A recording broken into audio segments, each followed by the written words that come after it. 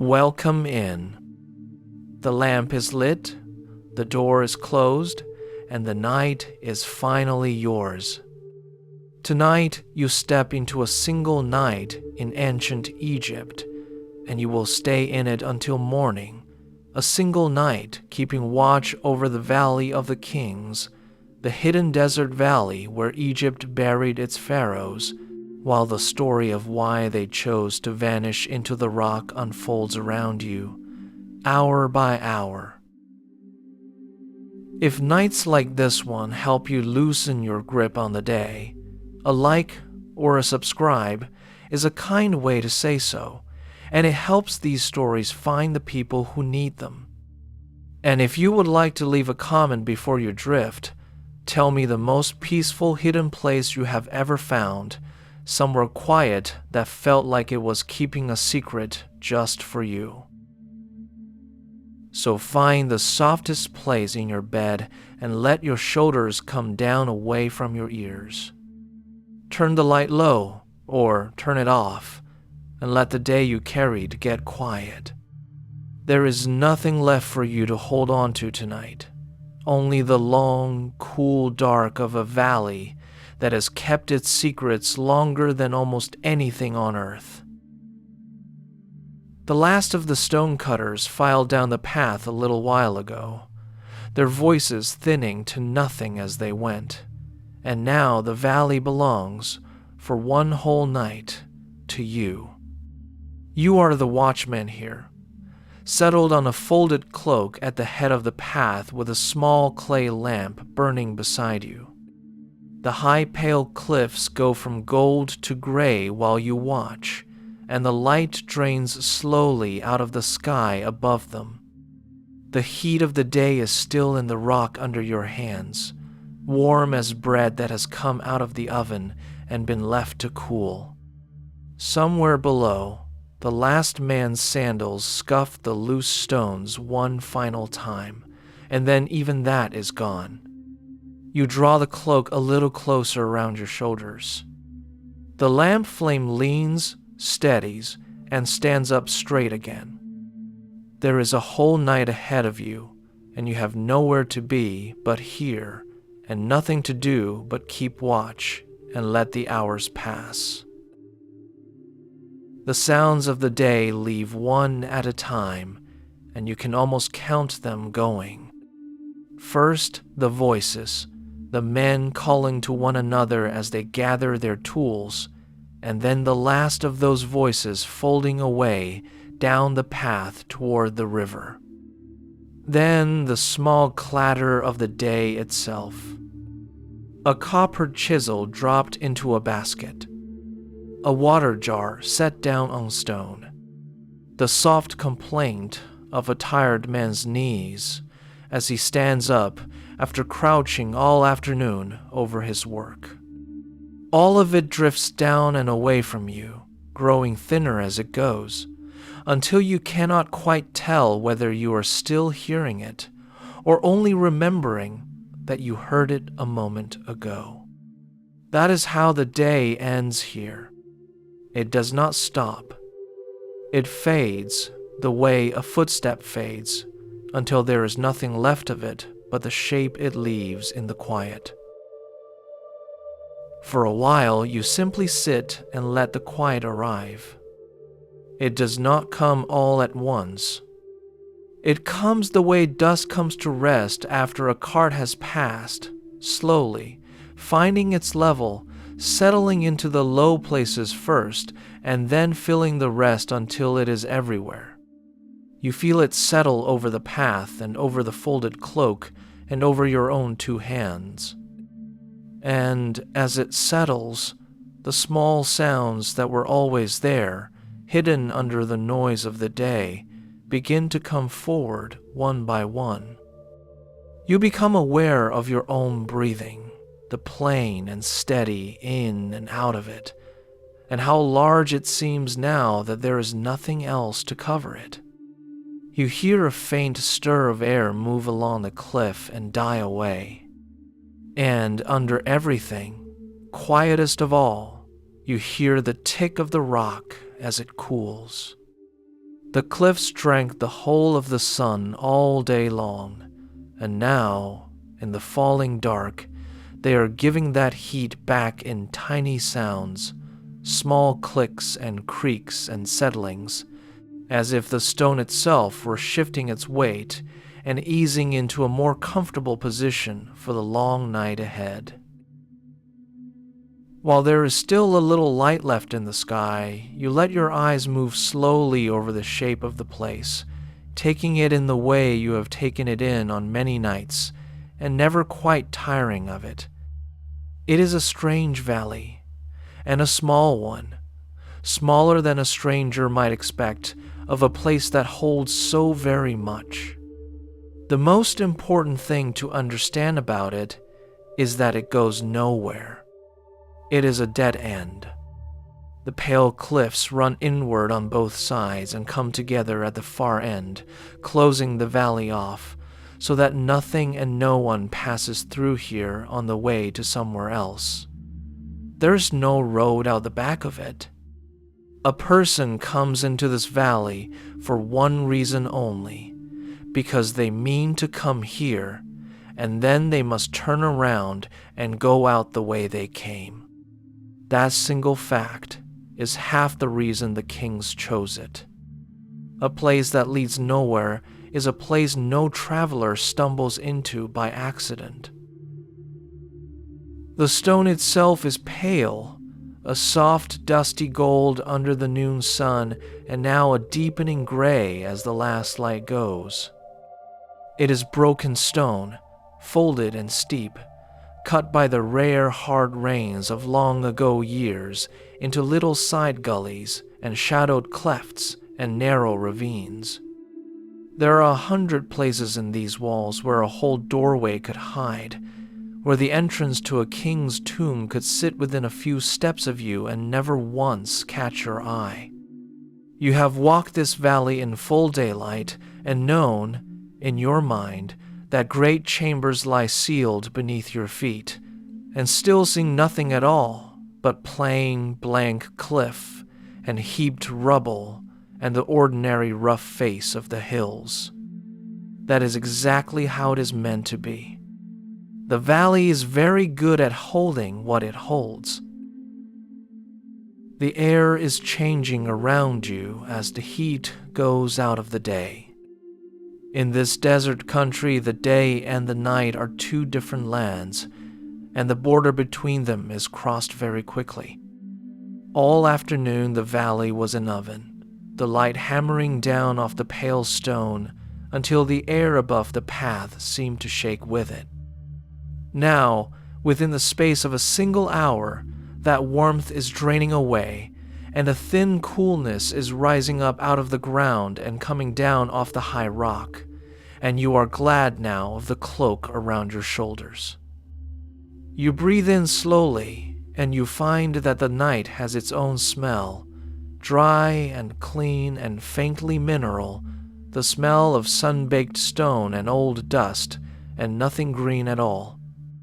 There is no river silt in it here, no smell of growing things, none of the wet richness of the far bank where the fields lie. This is the smell of the dry land, the smell of a place where almost nothing lives and nothing rots, and things are kept for a very long time exactly as they were left. It is, you have always thought, the right smell for a valley of the dead, and there is nothing frightening in it, only a great and settled stillness. You lift your eyes at last to the peak that stands over it all. High above the far, closed end of the valley, one point of the cliff rises higher than everything around it and comes to a clean triangular tip against the darkening sky. It has the shape of a pyramid. It has that same broad and steady base, narrowing upward to a single high point, the very shape the old kings once built by hand, out of dressed stone. But no hands ever built this one. The slow wind and the slow water of more years than anyone can count shaped it, patiently out of the living rock. And it was standing here, exactly as it stands now, long before the first king ever thought to be laid to rest in its shadow. Sitting beneath it in the gathering dark, you feel that you understand the whole of the choice. The kings who came to this valley wanted to hide themselves away, and they wanted the thing that hid them to be guarded.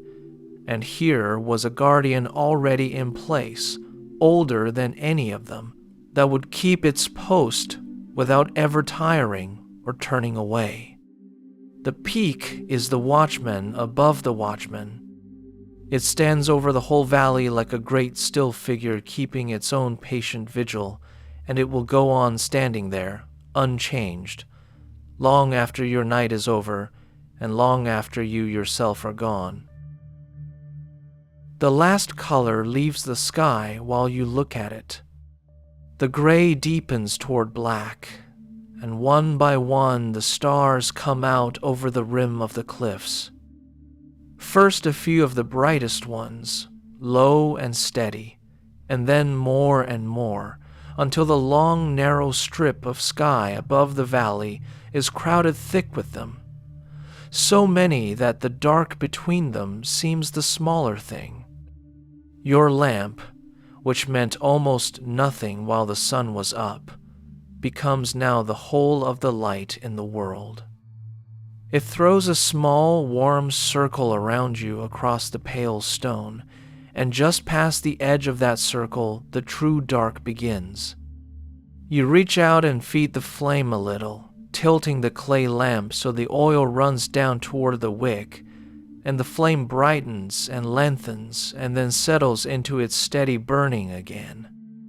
The smell of the warm oil rises around you, faint and familiar and good.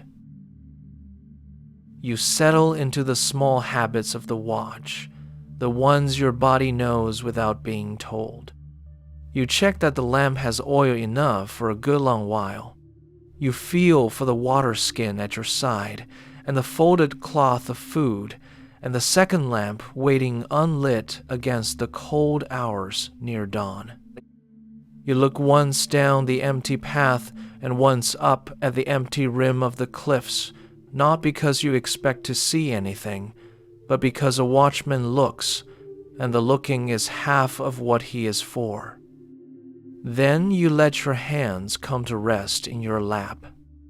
There is nothing to do now but be here, and being here is enough.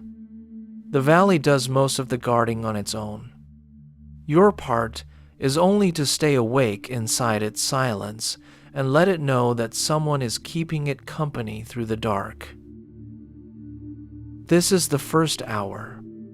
The night has taken hold now, fully, the way sleep takes hold when you finally stop fighting it, and there is no undoing it until morning comes. You settle your back against the warm stone of the cliff and let your weight go down into it. Your task tonight is an old one and a simple one. You are here to sit and to watch and to keep quiet company with a whole valley full of sleeping kings. The first of the 12 hours of the dark has begun, and you have all the time in the world and nowhere at all that you would rather be. After a while, you rise quietly and walk a few slow steps up the path to a place where the ground lifts and the near ridge falls away, and from there you look east. You do this partly to stretch the stillness out of your legs, which have begun to stiffen against the cool stone, and partly because you love what you can see from this one spot, and you have come to it on many nights. Beyond the near ridge, out across the wide, dark floor of the land, the great city is glowing.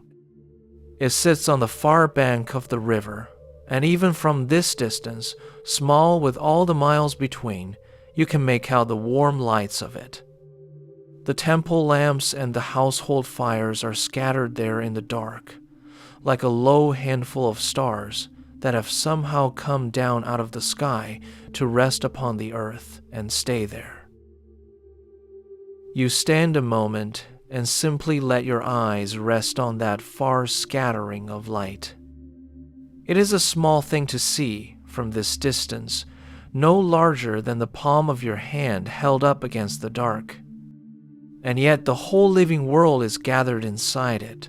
Every person you have ever known, every voice and every hearth, all of it pressed down into that one low glow across the miles. From up here, it looks peaceful and complete, the way a thing looks when you are far enough away from it to forget its weight. That is Thebes, the city of the living, and it is a wholly different world from the one you are keeping watch over tonight. There, at this very hour, the streets are still awake. There are people finishing the last of their evening meal by lamplight. There are mothers settling children who do not want to be settled. There are boatmen making their craft fast to the bank for the night, and there are priests moving slowly through the great columned halls of the temples with lamps held up before them, tending to things that must be tended even in the dark. The lights of Thebes never fully go out. Something is always burning there, some lamp in some window, some fire on some hearth all the night through. You cannot hear a single sound of it from where you stand, of course. It is far too distant, and the river and the whole width of the dark lie between you and it. But you know that it is there, and you know what it is doing, and there is a quiet, good company in the knowing.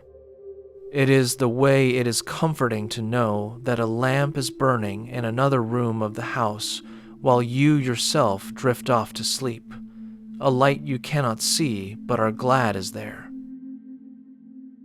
You have crossed the water to that side yourself, in daylight, on other days, and you carry the memory of it with you now as you look. The heart of the living city is its temple, the greatest of all the temples in the whole of the land, a place so vast that a person may walk through hall after hall of it and lose all sense of how far in they have come. There are columns there so thick that the arms of several men joined together cannot reach around a single one of them, and so tall that the painted ceiling floats far up above in a haze of shadow and incense smoke. By day the priests move through it in white linen, unhurried, and the smell of burning resin drifts out of its great gates and along the river. Some part of that house of the god is awake at every hour of the night, tending its fires, singing the old and proper words, keeping the days turning as they have always turned. You cannot see any of it from here in the dark, not one column, not one lamp. But you know its shape, and you know that it stands there across the water, holding up its end of the world, while you sit here holding up yours. Between you and the city runs the river, and the river is the reason for everything you see. It is the great road that ties the two worlds together and, in the same breath, holds them apart. You have always known, as every soul born in this land knows from childhood, that the river divides the whole world into a side of the living and a side of the dead, and it makes that division in the plainest and most natural way there is. The sun rises in the east, over the city, and so the east is the side of life, the side of beginnings, and of morning, and of all the ordinary busy work of the day. The sun sets in the west, behind you, down behind these very cliffs, and so the west is the side of endings and of rest, the side to which the dead are carried at the last. The living keep to the sunrise bank. The dead are ferried across the water to the sunset bank, to this side, to the side where you sit tonight with your small lamp, watching over them. Everything here is arranged around that one crossing. The living city on the far bank faces the water, and its greatest temples look out across the river toward the west, toward the very hills you are sitting in now, so that morning and evening the priests can see the sun go down into the land of the dead. When a king dies in Thebes, he begins his last journey at the water's edge. He is carried down to the river and taken across it, from the side of the living to the side of the dead, in a long, slow procession of boats moving over the current. He comes ashore here, on this western shore, and then he is carried up and up, away from the green fields and the wet edge of the river, into these dry and silent hills. And he is carried deeper still, past the outer slopes, back and back, until at last he reaches this hidden valley at the very furthest end of it all. No boats cross the river at this hour. The ferrying of the dead is daytime work, done under the sun with the whole city watching from the bank, and by now the last craft is long since tied up on the far side and its boatmen gone home to their beds. So the water lies empty and black between the two worlds, moving quietly along in the dark, joining nothing to nothing until the morning. And on this side, your side, the great house of the dead has grown as still as the valley itself. The outer courts of the memorial temples stand empty, their day's offerings made and cleared away. The tombs of the officials are shut and silent along the lower slopes. Nothing walks the west bank now that means any harm, and nothing walks it that means any good either, except you, one watchman on one path, and the cool wind, and the slow turning of the stars. You find that you do not mind the loneliness of it. There is a company in a sleeping world when you are the one awake to keep it. You have come to think of the whole West Bank as one great house, a house built not for a family, but for the dead. Nearest the river stand the temples where the dead kings are remembered and served, grand open places full of tall columns and daily offerings, meant to be seen and visited and kept alive in memory. Behind those, where the ground begins to rise and dry, are cut the tombs of the great officials and the priests, ranked along the lower slopes. And then, at the very back of the house, past all the rest of it, tucked up into the folds of the highest cliffs and guarded by the peak, is this valley. It is the last room. It is the quietest and most hidden chamber in the whole of that great house of the dead, the room at the end of the longest hall, the one a visitor could wander toward all day and never reach, the one that is not shown to anyone at all. And you are sitting inside it, alone with your one small flame, while the lights of the living wink and hold and never quite go out, far across the dark water. You watch the glow of the city a little while longer, letting your eyes rest on it.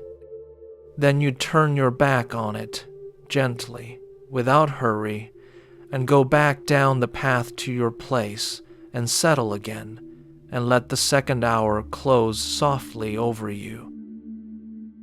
Back at your lamp, in the deep and settled quiet, your mind begins to drift, as a watchman's mind will drift on a long night, toward the question that lies underneath the whole of your work here.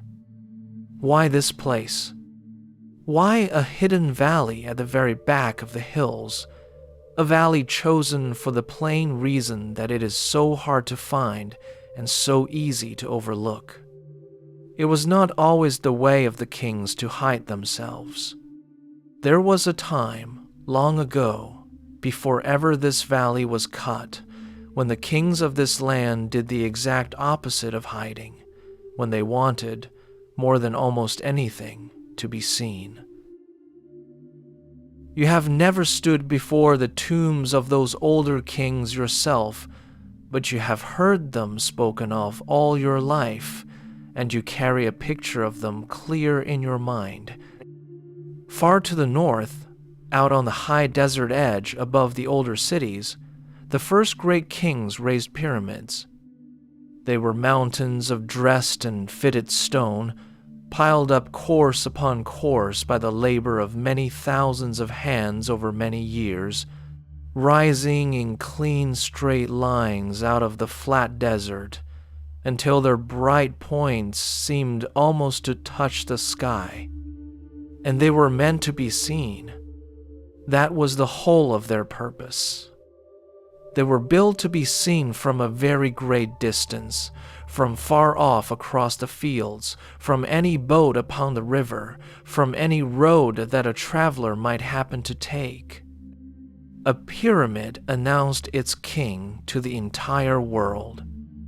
It stood upon the horizon, and it said plainly, for everyone with eyes to read it, "Here lies a great one. Here is his mountain of stone. Come and marvel." And everyone who looked upon it knew two things at once. They knew that a king slept somewhere within it, and they knew, which was the more dangerous knowledge by far, more or less exactly where. That was the flaw hidden inside all of that grandeur, and it turned out to be a fatal one. A tomb that everyone can see is a tomb that everyone can find. And a king was never laid to rest empty-handed. He was buried with gold, with fine and costly things, with all the treasure that had been gathered for the long journey of the dead through the night and out into the morning of the next world.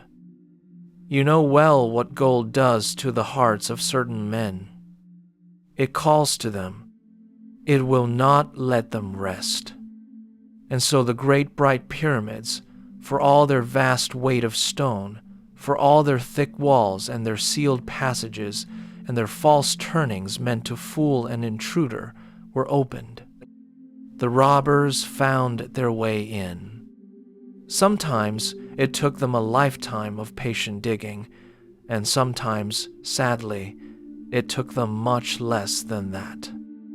There are old and bitter stories of kings whose tombs were broken into and stripped bare within the living memory of the very people who had watched those kings carried to their rest, so that men and women who had wept at a royal burial lived long enough to hear that the king's peace had been shattered and his gold carried off into the dark.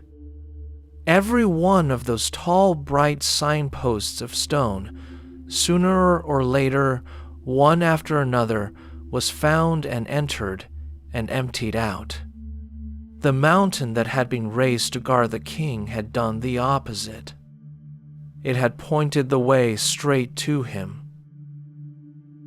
The kings who came after, the kings of this newer age, the ones who chose in the end to be laid to rest here in this valley, looked at the whole of that long sorry story and drew from it the one plain lesson it had to teach.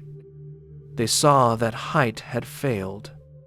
They saw that a monument you could pick out from a full day's journey away in every direction was not a fortress at all, but an open invitation. And so they made the opposite choice, the exact and deliberate opposite in every single way. They would not go up into the open sky where every eye could find them. They would go down into the solid rock where no eye would ever think to look. They would not pile stone upon stone to raise a mountain over themselves.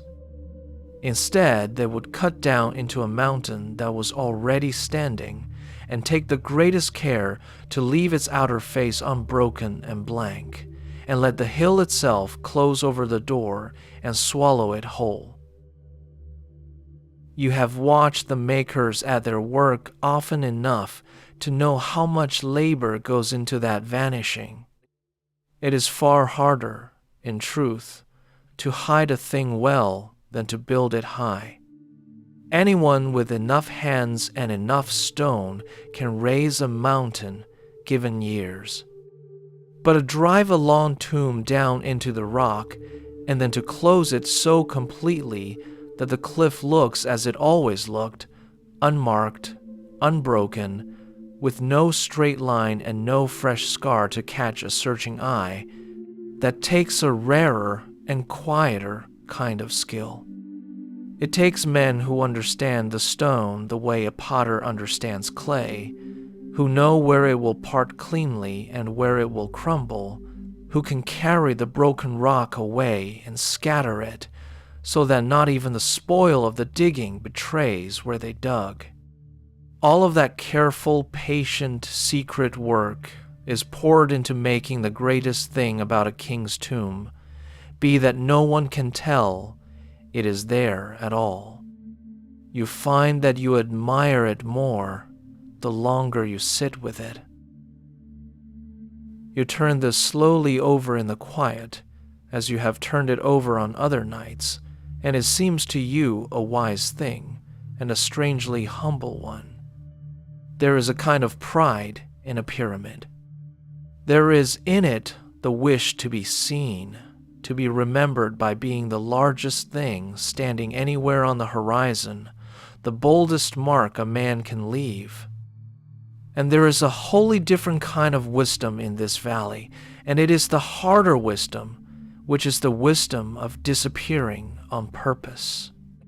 The kings who chose this hidden place decided, in the end, that the best monument of all was no monument at all. They decided that the safest resting place a king could have was simply the one that could never be found. Their greatness, they hoped, would be kept safe not by thick walls that a determined robber could in time batter through, but by secrecy alone, by the plain and quiet fact that no living soul would know the place to dig. There is a small sadness in it too, when you let yourself feel it, and you do, sitting alone in the dark with time enough for every thought to run its course. The old kings wanted to be remembered, and they built mountains so that they never would be forgotten, and in the end the mountains were their undoing.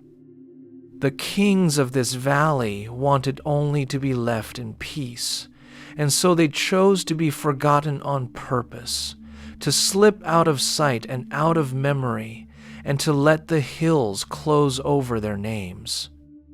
It is a strange bargain when you set the two beside each other. To be remembered is to be robbed. To rest undisturbed is to disappear. Perhaps, you think, there is no way to have both, not for a king and not for anyone, and the wisest of them simply chose the quieter half of it. Better to sleep unknown behind a blank cliff than to lie famous and empty in a broken mountain of stone. You do not know if you would have chosen the same, but you understand why they did, and tonight, keeping their secret for them, you are on their side. So secrecy itself became the monument. That is the strange and quiet truth that you are sitting inside of tonight. In the old days, the stone stood up and announced the king to the world. Here in this valley, the hiding is the honor. The care that is taken to make the door vanish, the rubble heaped over the sealed entrance, the smoothing of the broken cliff so that no seam and no straight edge betrays it, all of that painstaking work is the offering these kings receive in the place of a mountain of stone. And this valley was chosen above all others to hold that secret, because it is so nearly perfect for the keeping of secrets. It is a dead end that leads nowhere, and so it is walked by no one who does not already mean to come. It is narrow and broken, and full of shadowed places where a doorway can hide. And it is watched over day after day and year upon year by that one high natural peak that no hands ever built, standing there at its head against the sky in the shape of a pyramid. You look up once more at its dark triangular tip set among the crowded stars, and the thought comes to you, gently, that the kings found a way to keep their pyramid after all. They found one made not by hands, but by the patient wind, one that does not point down to them, but stands guard over them, one that hides instead of showing. You feel for a long, quiet moment that you and that old peak are keeping the very same watch tonight, the two of you, over the same sleeping valley. Then you draw the cloak closer and settle your back once more against the cooling stone, and let the third hour of the night close softly behind you. Your thoughts, drifting on through the quiet, come to rest upon the men themselves, the ones whose day has just ended and whose voices you heard thinning away down the path an hour ago. They are the reason there is anything here at all to keep watch over. Someone had to cut these tombs. Someone had to drive the long passages down into the rock and smooth the walls and lay on the paint, and that someone was not a crowd of strangers gathered up for a season and then scattered. It was a settled people, a whole small community of craftsmen who lived their lives together in one place, apart from the rest of the world, so that the making of a king's tomb could stay in the hands of men who understood it and could be trusted to keep it close. They do not live down in the great city across the water, among the boatmen and the bakers and the priests. They live nearer, up on this dry side of the river, in a village of their own, a cluster of small, flat-roofed houses set close together behind a wall. It is a walled village, and the wall is not there to keep out an enemy, for there is no enemy in these hills. The wall is there to mark a line, to say that inside it live the people who do this one particular work, and that the work and the people belong together and are set a little apart from everyone else. You have passed near the village in daylight.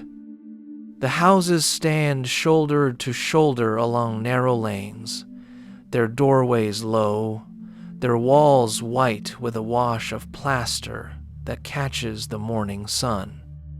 Smoke rises from the cooking fires.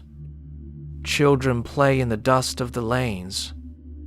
It is an ordinary enough place to look at, a place of families and hearths and washing set out to dry, and you would never guess from the plain look of it that the people living there carry between them the greatest secret in the land.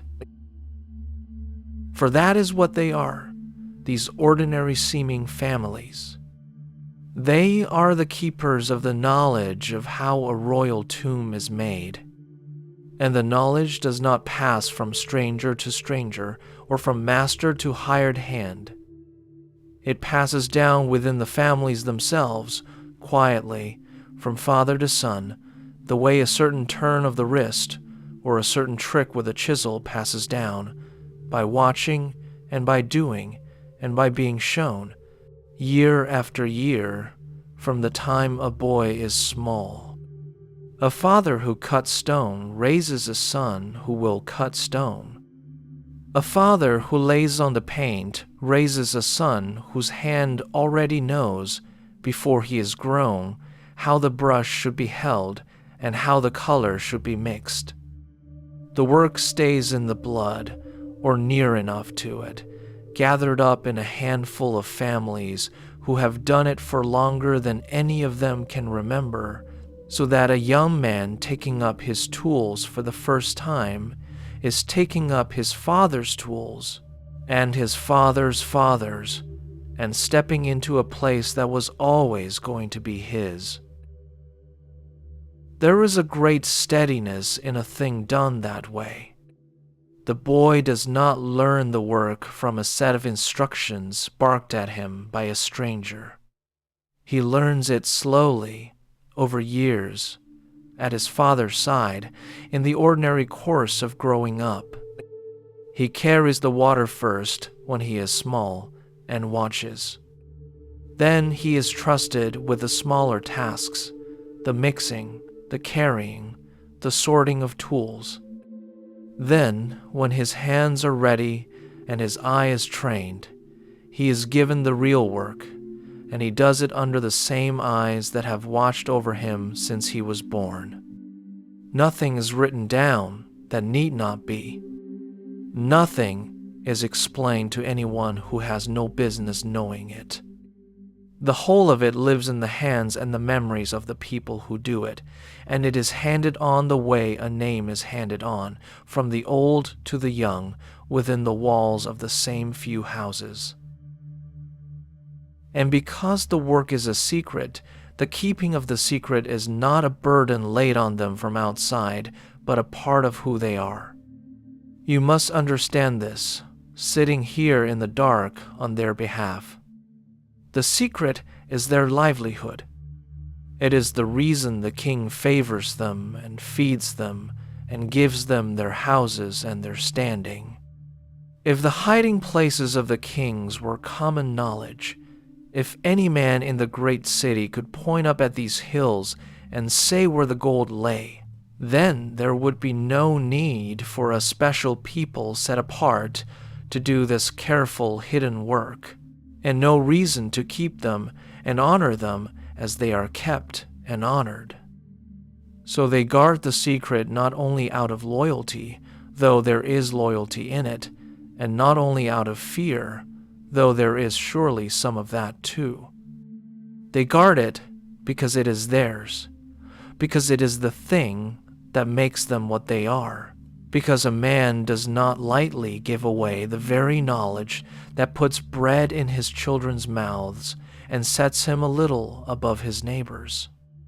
The secret is their craft and their pride and their bread, all three at once, bound together so tightly that they cannot be pulled apart. They keep to themselves, then, these makers, as a natural matter of course. They marry among their own kind, more often than not, one tomb-cutting family joining with another, so that the village is bound together by blood as much as by work, a web of cousins and in-laws and grandparents, all tied to the same tools and the same hills. They eat together and quarrel together and bury their own dead in small tombs of their own making, tombs that are, in their modest way, as finely cut and as brightly painted as anything they make for a king, because these are men who cannot help but do the work well, even for themselves, even where no royal eye will ever see it. Skill of that kind does not switch off when the Great Commission is done for the day. It is simply in them, the way the color is in the stone they grind, and it comes out in everything their hands touch. You think of them now, down in their village on the far side of the ridge, settling into their own night. The same darkness that has closed over your valley has closed over their lanes. The cooking fires are banked low. The children are asleep on the roofs where it is cool, under the same crowded stars you can see over the rim of your cliffs.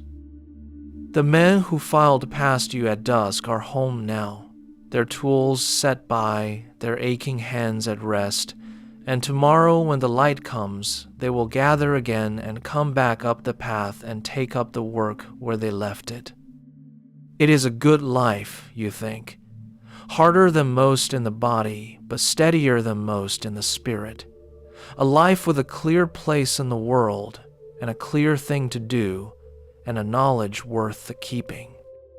And it is their quiet, faithful labor, going on year after year in that walled village behind the ridge, that fills this valley with everything you are guarding.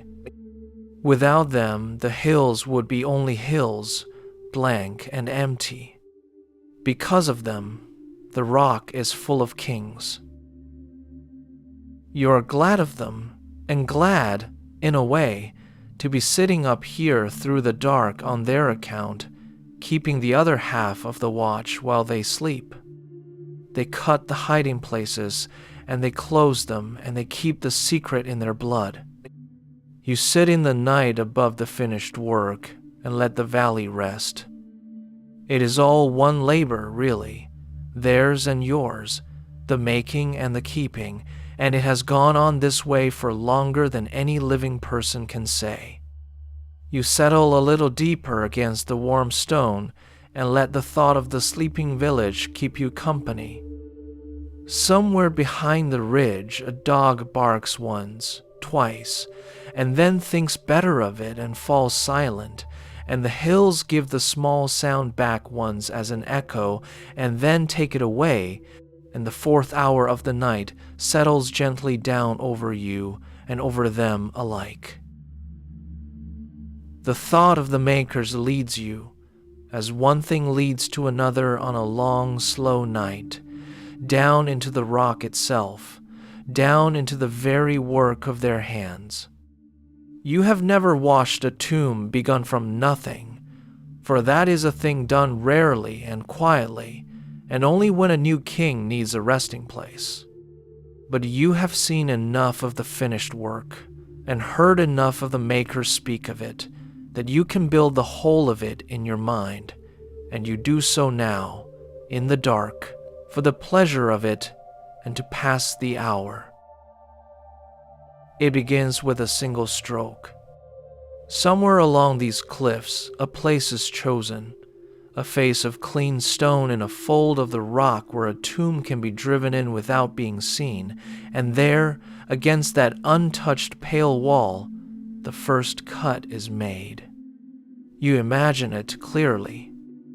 A man sets the edge of his copper chisel against the stone, and lifts his wooden mallet and strikes, and a small chip of rock springs away and falls to the ground, and where it fell there is a mark, the very first mark, the beginning of a passage that will run down into the hill farther than a man is tall many times over. It is a small and almost nothing sort of beginning for so great a work. One chip of pale stone lying in the dust. But every corridor and every chamber that will ever be cut here starts exactly so, with one man, one chisel, one blow, and then another, on and on, without any hurry, for as long as the work takes.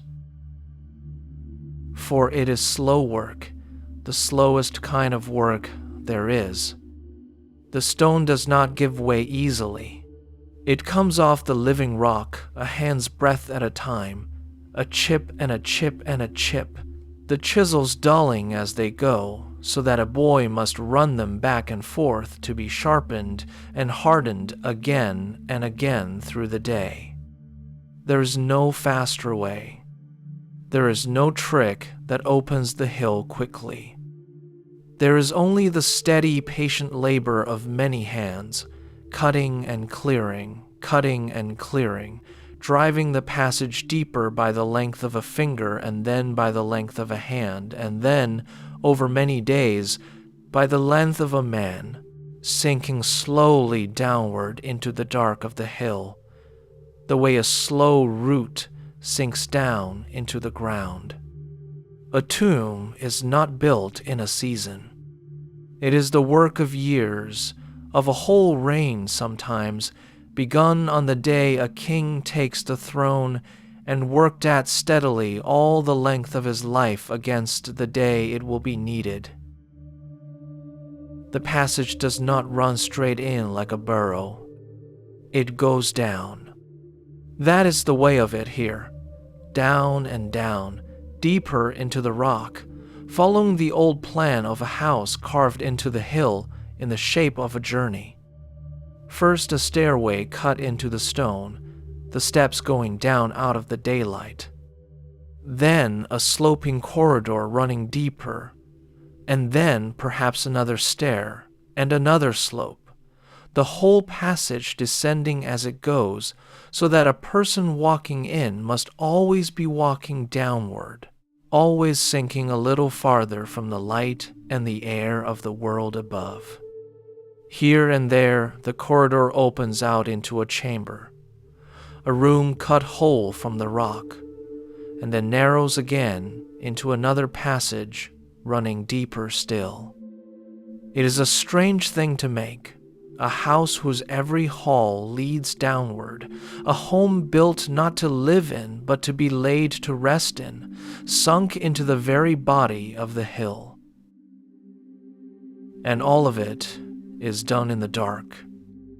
This is the part you find hardest to hold in your mind, sitting here in the open under the whole width of the sky.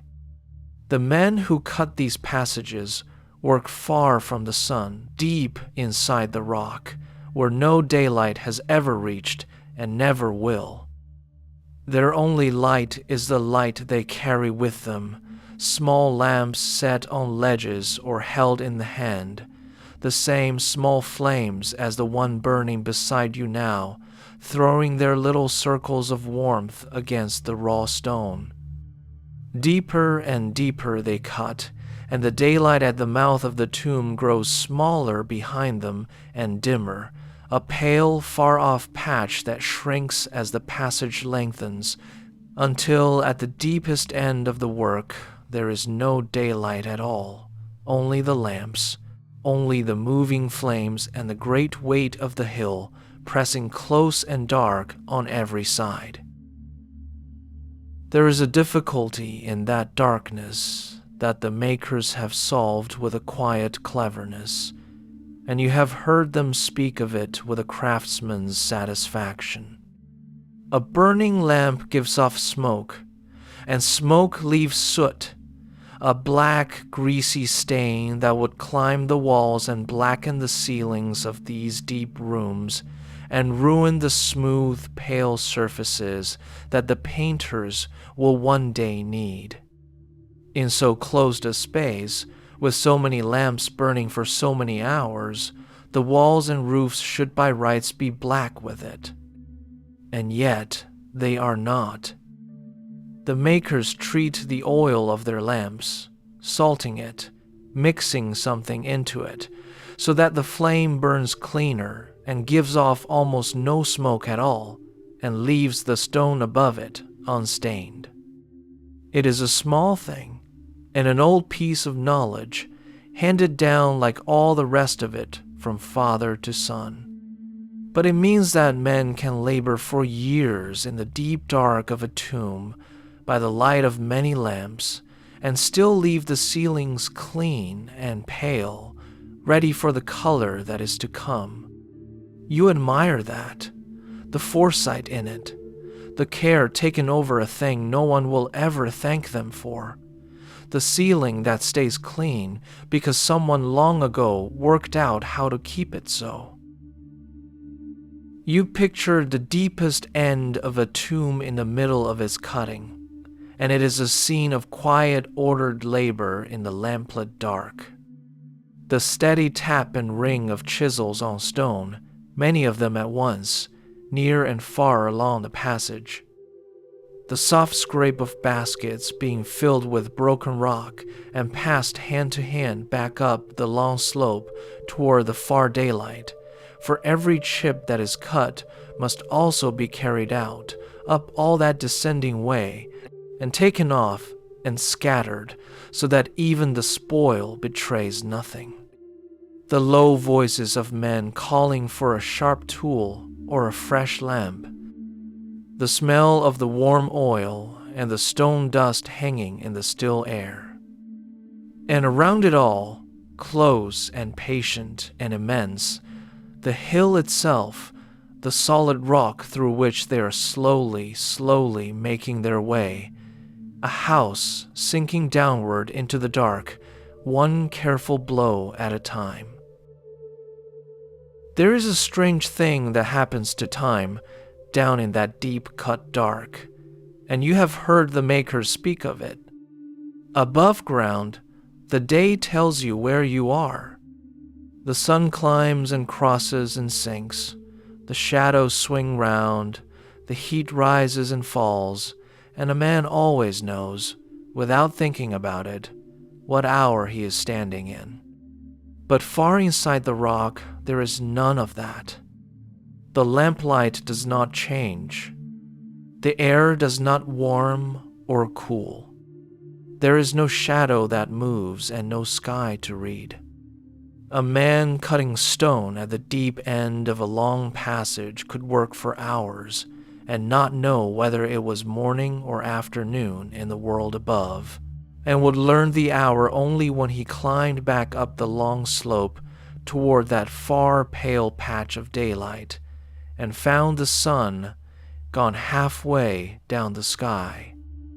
Time, in the deep, is measured not by the light but by the work, by the growing heap of broken rock in the baskets and the slow lengthening of the passage. And through all of it, the men keep the line true. For all that they cut in the dark, guided only by the lamps and by long practice, the passage runs straight where it should run straight, and turns where it should turn, and holds its shape, level and square, so that the finished house is sound and true from the first step to the last deep room, cut cleanly downward into the hill by men who could not see the sun. It is finished in the end.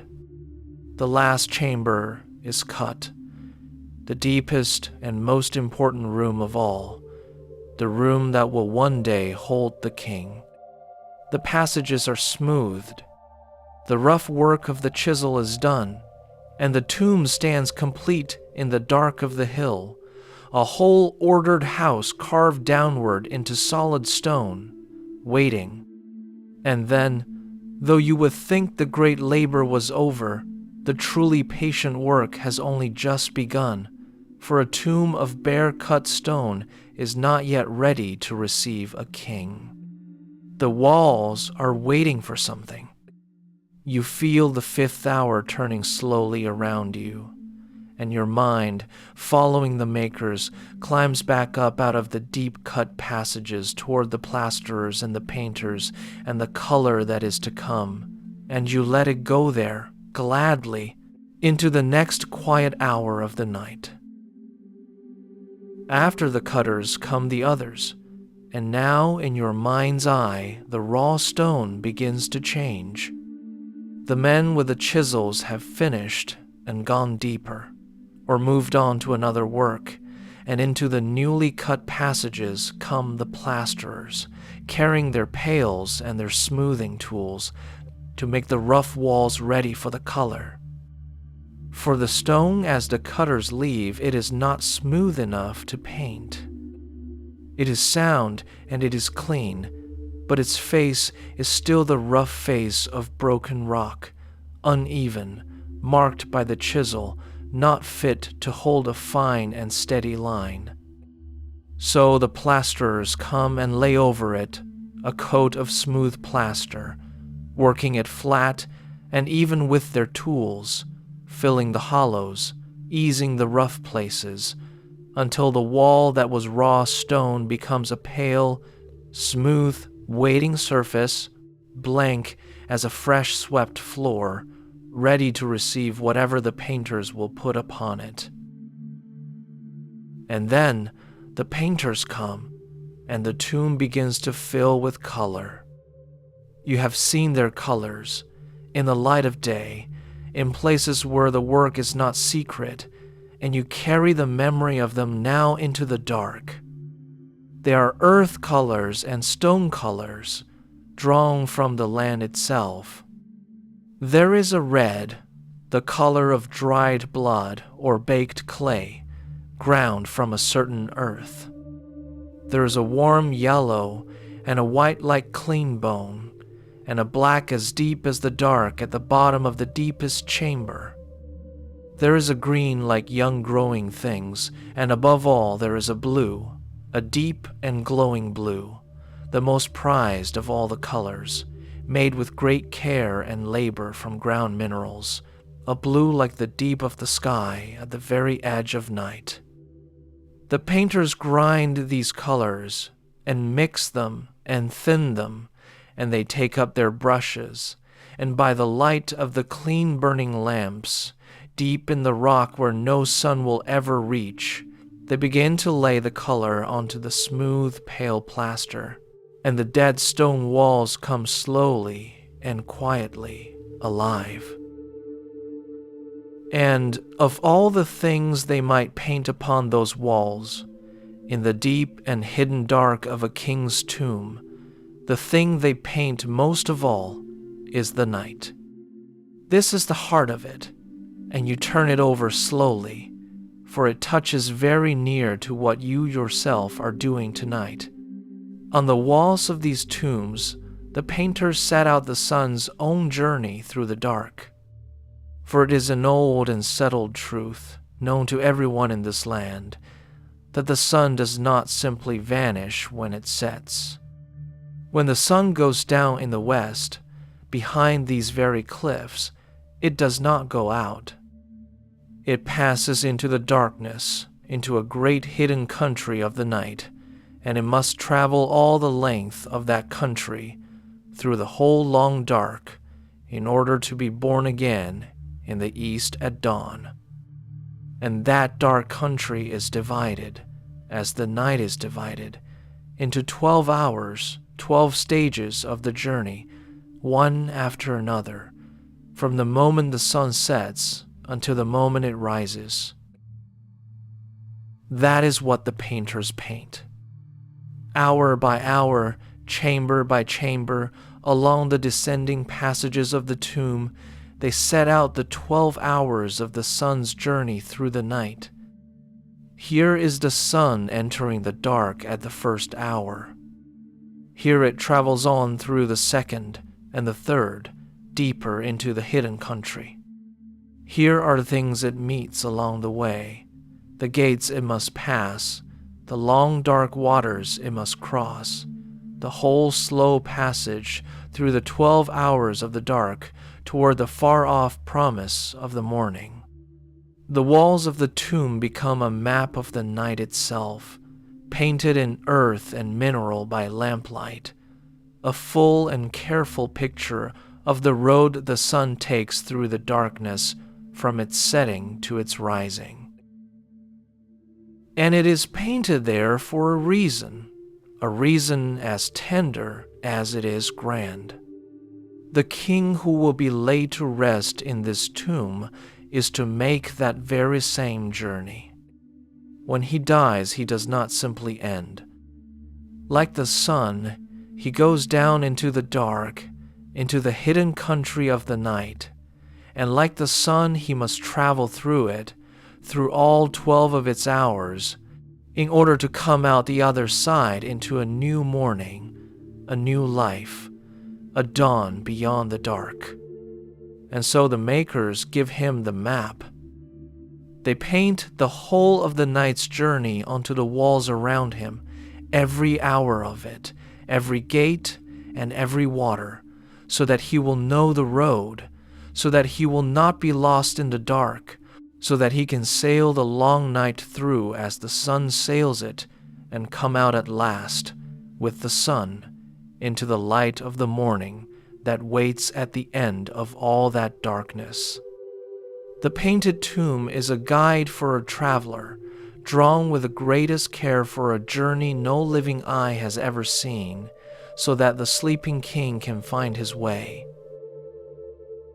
You sit very still with this for a while, letting it settle into you, because it changes the shape of the whole night around you. You had thought of these tombs as hiding places, and so they are. You had thought of them as strong rooms full of gold, sunk deep in the rock to keep the robbers out, and so they are that too. But they are also this. They are pictures of the night.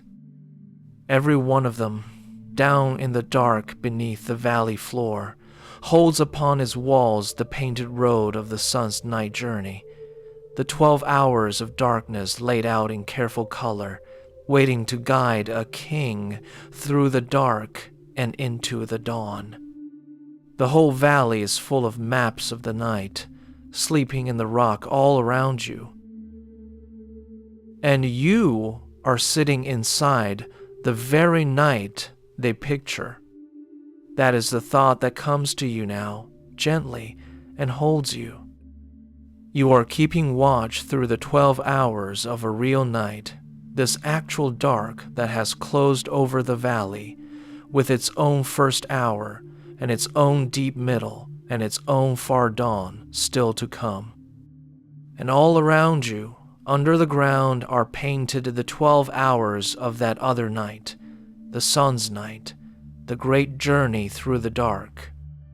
The two nights lie one inside the other, yours and the painted one, the real dark and the pictured dark, both of them moving hour by hour toward the same morning. You look up at the crowded stars in their narrow band of sky, wheeling very slowly over the rim of the cliffs, marking the passage of your own hours, and you feel yourself to be a small part of that same old journey. One more traveler moving through the dark toward the dawn, keeping company with all the sleeping kings below who are making, in their own painted night, the very same slow passage toward the very same light. There is nothing frightening in it, only a great and settled peace. The dark is not an ending here. It is a road. Everyone travels it, the sun and the king and you yourself tonight, and it leads, always, if you keep to it patiently enough, to the morning. The painters knew that, working by lamplight in the deep rock, laying the 12 hours of the night onto the walls in blue and red and gold. The kings knew it, choosing to lie down inside that painted night and trust the road to carry them through. And you know it too, now, sitting in the true dark with your small flame, watching over the maps of the night while the real night turns slowly around you. You draw the cloak close and settle your weight against the warm stone, and let the 6th hour of the darkness close softly over you and over the sleeping painted valley alike. Both of you halfway through the night now, both of you turned, without hurry, toward the far and certain dawn. Your mind, having followed the makers down into the rock and watched them fill the walls with the painted hours of the dark, comes now to the last thing of all, the thing for which the whole long labor was done. For a tomb, however deep, however finely cut, however carefully painted, is only a waiting thing until the day it is used. It stands empty in the hill, finished and silent, its painted walls glowing in the lamplight with no one there to see them, sometimes for years, sometimes for the whole length of a reign. The cutters have gone. The painters have gone. And the house they made stays there in the dark of the rock, quiet, complete, and empty, holding its breath, waiting for the one day it was always meant for. And then, in time, that day comes. Somewhere across the water, in the great city on the far bank, the king has died. You do not see it, sitting up here in your own night, and it is not for you to see. But you know how it goes, for it is the oldest and most solemn thing this land ever does, and its shape is known to everyone. The body of the king is given over to the long and careful work of being made ready, a work of many patient days, so that it will not perish, but will keep its form for the journey it has to make. And while that quiet work goes on in the city of the living, here on this side of the river the finished tomb is made ready to receive him, swept clean, its painted walls given a last look, everything he will need for the road set in its place. Then, on the appointed day, the king comes up the valley. You picture the procession as it must be, though you would never see it from your post, for such a thing happens by day and with great ceremony. It begins down at the river, where the body is carried across from Thebes, from the bright east bank where the living dwell, over the water to this dry western side where the sun goes down and the dead are laid to rest. And from the landing it comes on, slowly, up through the city of the dead, past the temples of the west, and then up the long path into the hills, into this narrow hidden valley, the last and deepest room in the whole great house of the dead. It is a slow procession and a heavy one, for the king does not travel light. Behind him come all the things of his burial, the chests and the chairs and the vessels, the gold and the linen, everything a king might want carried up the dusty path in the sun toward the small dark door cut into the rock. At the tomb the king is taken down the cut stairway, down the sloping passages, down through all the descending halls the makers drove into the hill, deeper and deeper from the light of the world, by the light of the carried lamps, all the way to the deepest room of all, the chamber cut and painted for this one purpose, at the far bottom of the tomb. There he is set to rest, in the heart of the hill, surrounded by the painted hours of the night that will guide him through the dark.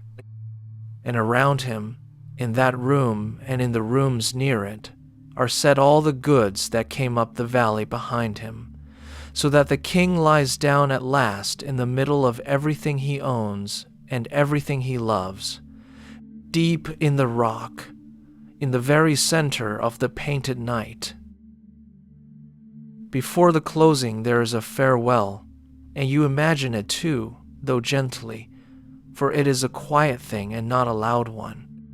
The priests say the last of the old words over the king, the words said over everyone who goes down into the dark, and the family and the great ones of the land stand by in the lamplit room and take their leave of him. Food is set out, and drink, a last meal shared with the one who is going, and then it is gathered up or left as an offering in the still air. There is grief in it, surely, for a king is a man too, and is mourned by those who loved him. But there is not despair, for everyone in that deep room knows what the painted walls are for. They are not shutting the king into an ending. They are setting him on a road, the same road the sun takes every single night, down into the dark and through it, and out the far side into a new morning.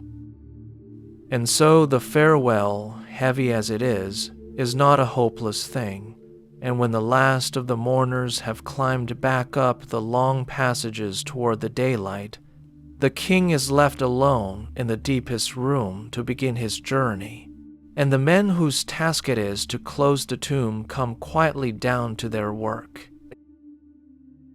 And then the closing begins, and this is the part you turn over most slowly, for it is the part that made everything you are guarding. The door of the burial chamber is closed.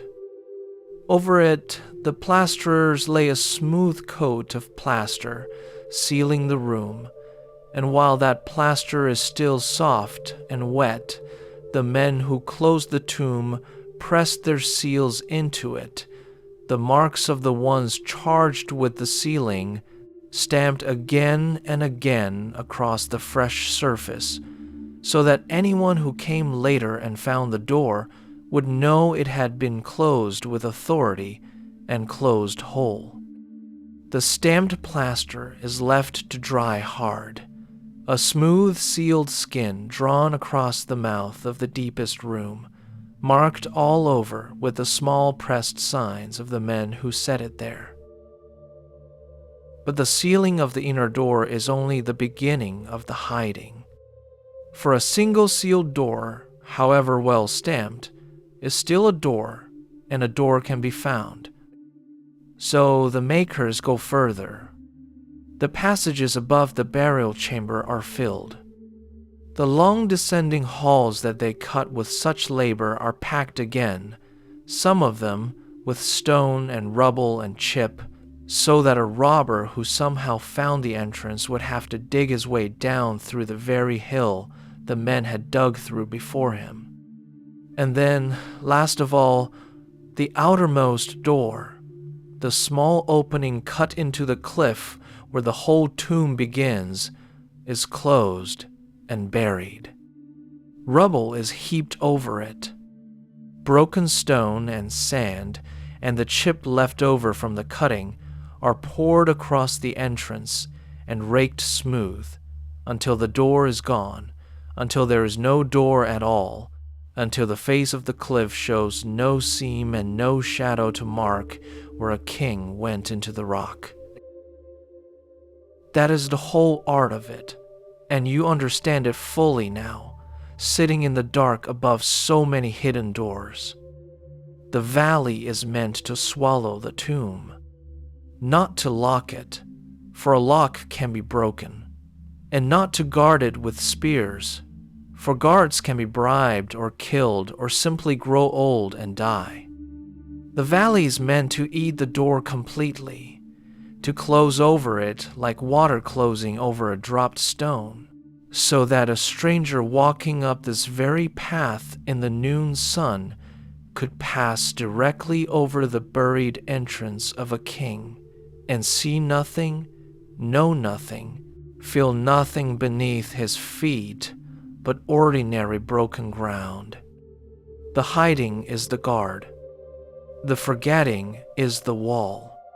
A tomb that no one can find needs no soldier standing over it, and the makers gave the kings the only guard that never sleeps and never betrays, which is a door that has ceased entirely to look like a door.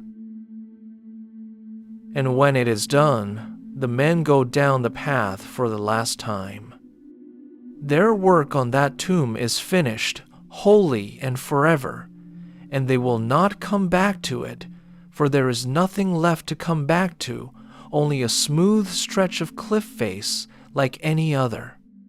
They gather their tools and turn down the valley in the failing light, the way you heard them turn down it at dusk this very evening, their voices thinning as they go, until the valley is empty again, and the buried king is left alone in his painted night with no one above him but the stars. You feel the seventh hour turning around you, slow and deep, and you think of all the doors that are not doors, sleeping under the sand within a stone's throw of where you sit, each one sealed and stamped, and swallowed and still, and you draw the cloak a little closer and let the hour carry you gently on. This is the deep middle of the night now, and the reverie of making and sealing quiets in you, and settles, and finally lets you go, so that for a while there are no pictures in your mind at all, only the valley and the lamp and yourself sitting in the dark where the paths meet. The stonecutters are long down the hill. The painted kings are long asleep in the rock. Even your own thoughts have run down, the way a stream runs quiet in the driest part of the year, and you are left with a plain and simple fact of the night, which is that you are here and awake and keeping watch, and that this, tonight, is the whole of your task. And it is a simple task when you look at it plainly, the simplest and the oldest there is. You are not asked to build anything tonight, or to cut anything, or to carry anything up the long path in the heat. You are asked only to be here, to sit at the head of the valley with a small flame burning beside you, and to stay awake, and to listen, and to let your open eyes and your open ears be, all through the dark, one more small thing standing between the sleeping kings and the world that would disturb them. Most of the guarding the valley does itself. The cliffs guard it, and the sand guards it, and the buried swallowed doors guard it, and the long habit of silence guards it. Your part is small, but it is real, and it is yours, and you hold it. You think, in the stillness, of what lies around you and beneath you. Under the sand within a short walk of your seat, underground you could cross in the time it takes a lamp to burn down a finger's width, lie the sleeping kings in their sealed rooms, and with them lies gold. You do not often let yourself think of it so plainly, but in the deep of the night the thought comes anyway, quiet and heavy. Gold lies sleeping under the sand nearby.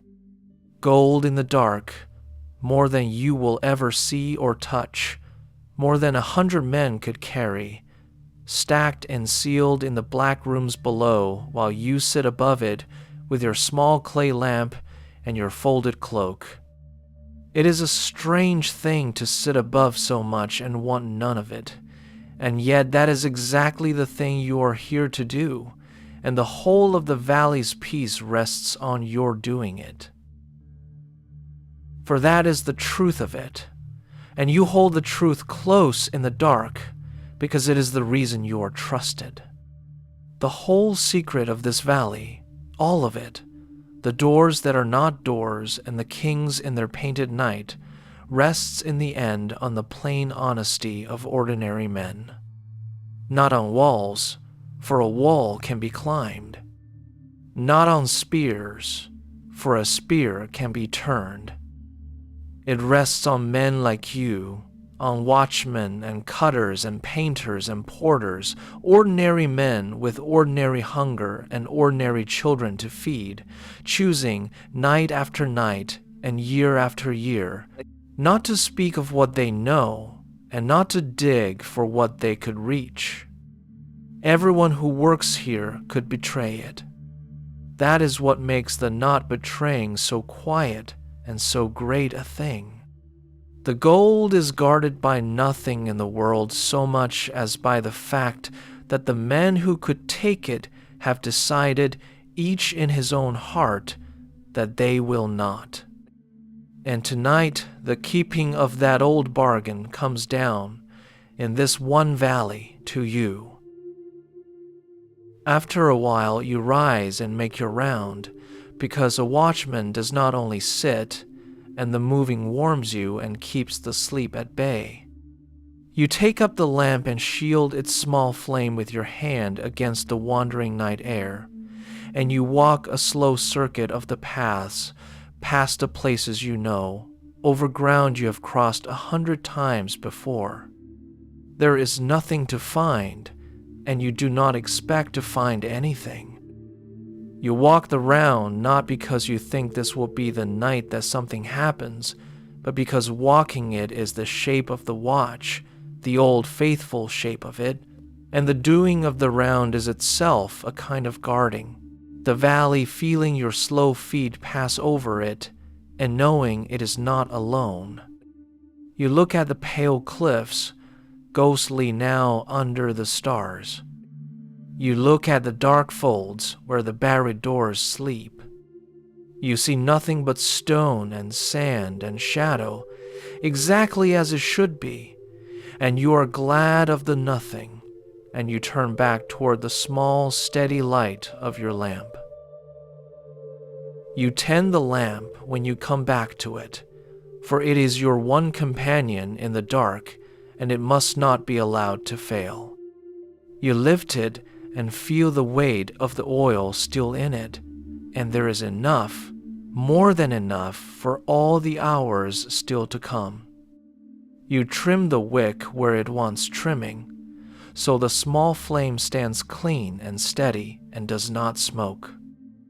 It is a humble thing, a little clay lamp, the same kind of lamp the cutters carried down into the deep rock, the same kind that burned clean and bright above the painters as they laid the hours of the night onto the walls. And it burns for you now as it burned for them, a small tame piece of the sun kept alive through the dark by a careful hand, throwing its little circle of gold over the folded cloak and the pale stone and your own quiet face.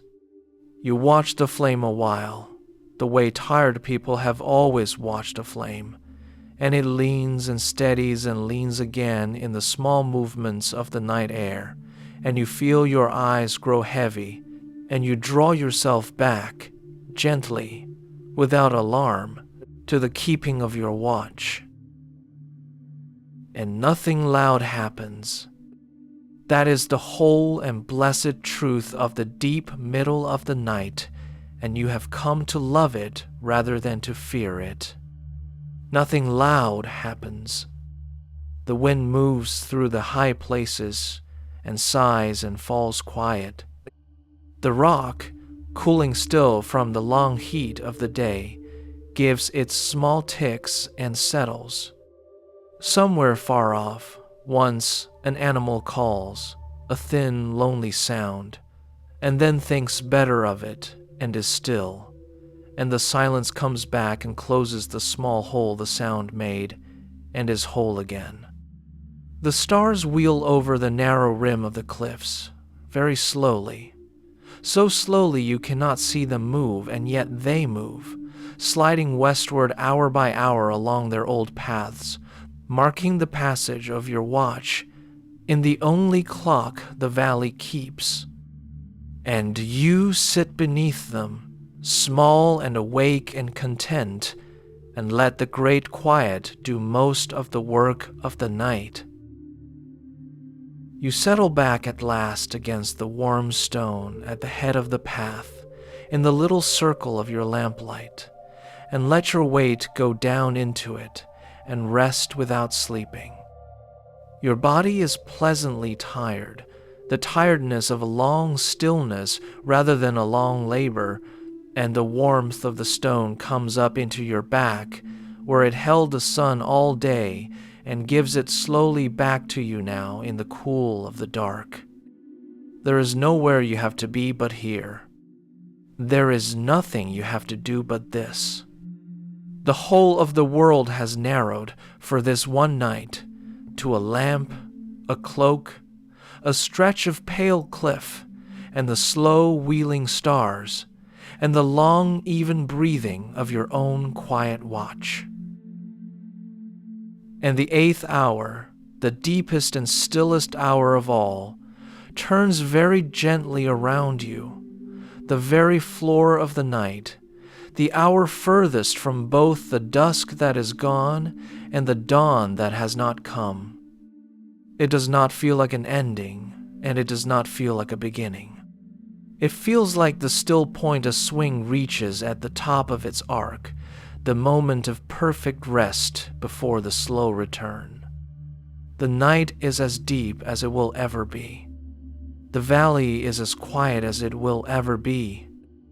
And somewhere far below the edge of the world, though you cannot see it and would not know it, the long dark has passed its lowest place and begun by the smallest measure, without any sign that you could name, to lean once more toward the morning. You do not know it. You only sit and breathe and keep the watch, and let the deep hour hold you. As the deep hour turns and eases, your thoughts begin, softly, to move again, and they move this time toward one tomb in particular, one among all the hidden doors sleeping under the valley floor, and the one you find yourself thinking of is not the greatest of them, but very nearly the least. For not all the kings who lie here were great, and not all their tombs are grand. There is one you have heard the older men speak of only rarely and in passing, a small tomb, a modest one, cut for a king who was hardly more than a child. And there is something in its story, tonight, that draws you and holds you and will not quite let you go. He was a boy, this king, still a boy when he came to the throne, and still little more than a boy when he died, before his reign was well begun, before he had done the things that kings are remembered for, before, most of all, a great tomb could be made ready for him. For a royal tomb, as you have spent half this night remembering, is the work of years, begun on the day a king takes the throne, and cut and painted patiently all the length of his life against the far-off day it will be needed. And this boy did not have the years. Death came for him early, before the long slow work could be done, and so, when he died, there was no great deep tomb standing ready to receive him, no house of many descending halls cut and sealed and waiting, as there was for the kings who lived long. You wonder about him sometimes, the boy, though you know almost nothing and will invent nothing, for the dead deserve the plain truth and not a tale dressed over them. You know only that he was young, very young, that he wore the great crowns before he was truly grown into them, and that he went down into the dark while he was still, by the measure of a life, at its own early morning. Whatever he had been, whatever he might in time have become, had the years been given him, all of it was folded up and laid away in that small, hurried tomb, and the land turned its face to the next king and went on, as the land always does. There is a particular tenderness in the resting place of one who died young, and you feel it now across all the long distance of the years, sitting above him in the dark, one watchman keeping a kind of quiet company with a boy who has slept in the rock far longer than you can rightly hold in your mind. So they did what they could, quickly. He was laid instead in a small tomb, a modest cutting in the rock, a tomb not grand enough for a king at all, hurried to readiness in the short span between his death and his burial. Everything about it speaks of haste and of making do. The rooms are few and small. The painted walls are done, but not with the vast unrolling of all the hours that a great king's tomb would hold. The goods of his burial, the gold and the chests and the treasures, are not spread grandly through long halls, but packed close, crowded into the little rooms, heaped in wherever they will fit, as things are packed by people working against time. And when it was done, when the boy king was laid in his small crowded rooms with his crowded treasure around him, the little door was closed and plastered and stamped and buried exactly as the great doors were, and swallowed under the rubble of the cliff, and the men went down the path, and the small tomb joined all the others in the dark. And there, for a while, its story might have ended, one more sealed door among many, forgotten only as much as all of them are forgotten. But something happened to this little tomb that happened to no great one, and it is the strangest and gentlest turn in the whole night's thought. For in time, long after the boy king was sealed away, another king, a later one, chose a place in the valley for his own grand tomb, and the place he chose, or the place his makers chose, was in the rock just above the little buried door of the boy. And the cutting of that later, greater tomb sent its spoil down the slope, load after load of broken stone and chip carried out of the new cutting and tipped down the hillside, just as all such spoil was always tipped, to be scattered and lost. And it came down, that flood of rubble, over the ground where the small forgotten door already lay buried, and heaped itself deeper still across the boy king's hidden entrance, burying the buried, hiding the hidden, piling a second forgetting on top of the first.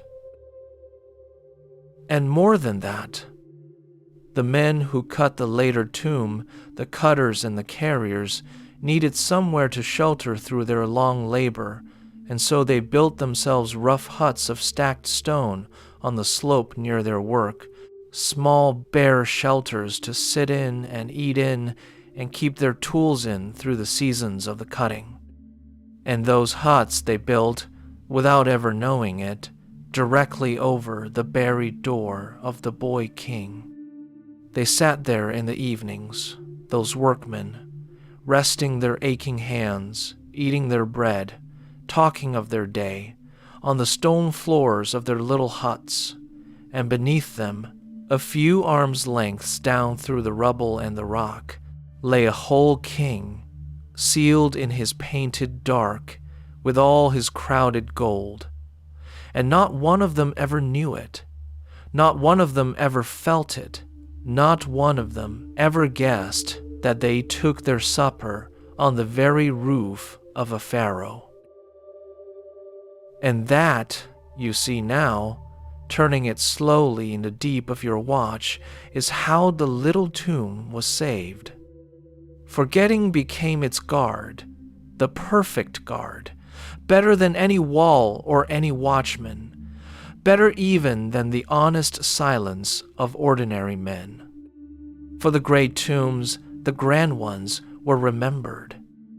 Their kings were famous, their names were spoken, their doors, however buried, were known to lie somewhere in the valley, and so, in time, when the old faithfulness weakened and the long silence broke, it was the remembered tombs that were sought out and dug into and emptied of their gold. Being remembered was, in the end, a danger. But this small one, this hurried, modest tomb of a boy who died too soon, was simply forgotten. Its door was buried, and then buried again by another king's rubble, and then hidden under the huts of men who never knew, and its boy king was not famous, and his name was not much spoken, and slowly, quietly, the very knowledge that he was there at all slipped out of the world. The men who had sealed him died. The men who might have remembered where his little door lay grew old and went down into their own graves.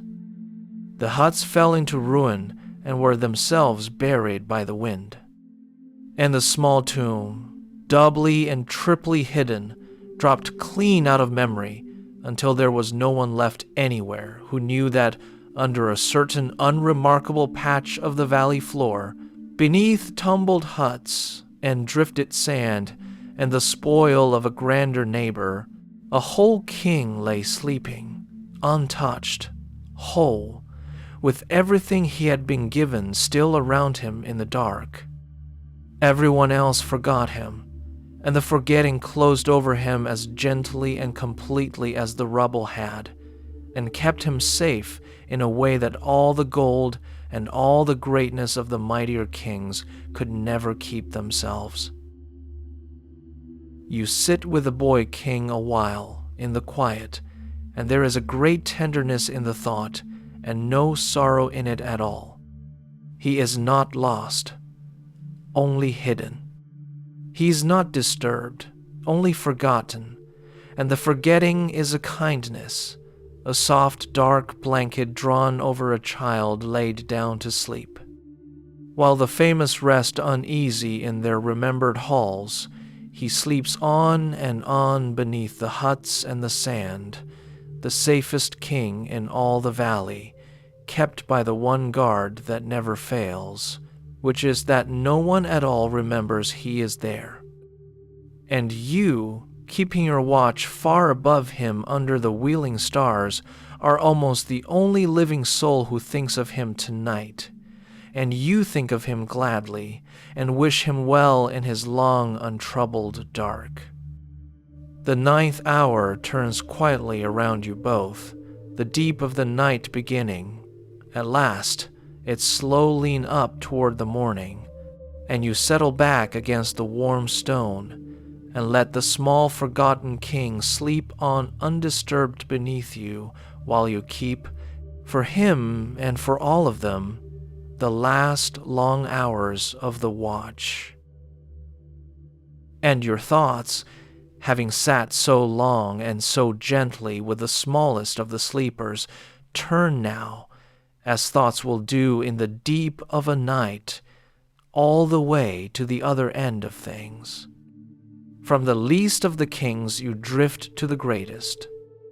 From the boy who died before his morning to the man who lived so long that his morning and his evening seemed to hold the whole of the world between them. For not far from where you sit, under the pale cliffs, in the same hidden dark as all the others, lies the tomb of a king who was remembered, and is still remembered, as the Great One. And the strange thing, the thing you turn over now in the 10th hour, is that the greatest of them and the least of them made, in the end, the very same choice, and lie now under the very same sand.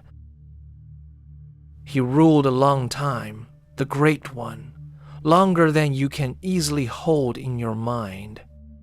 Long enough that a child born in the first year of his reign could grow and marry and raise children of his own and grow old and die, having known no other king on the throne in all his days.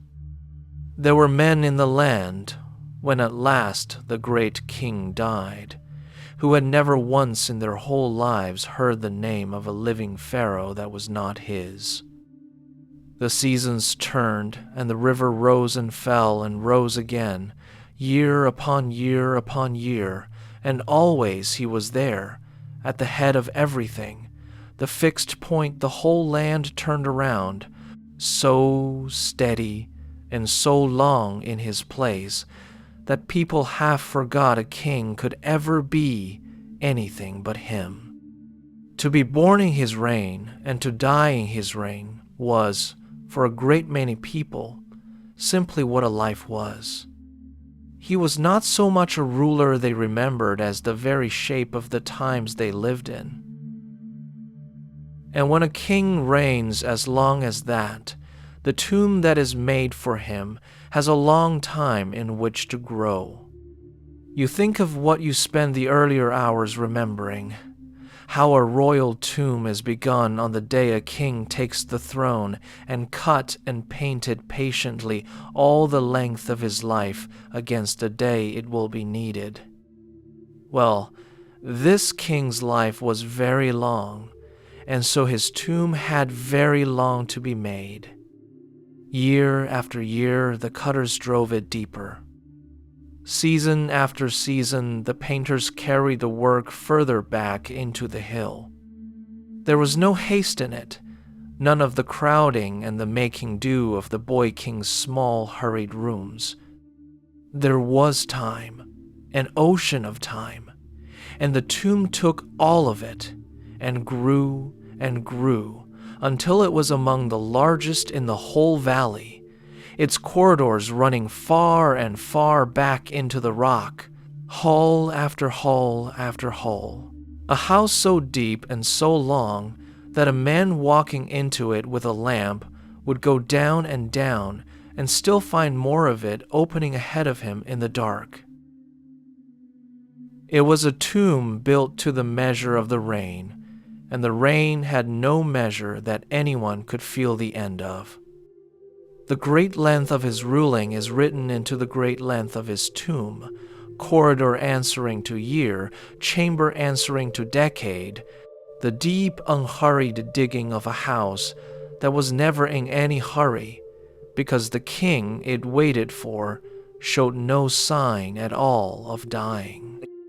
And so the tomb ran back into the hill the way his years ran on into the future, both of them seeming, while they lasted, as if they might simply go on without ever stopping. That is the thing the size of it holds, the thing you feel when you think of those long, dark corridors reaching far into the rock. They are years. They are the slow, sure, endless-seeming years of a king who outlived nearly everyone who had ever known him young.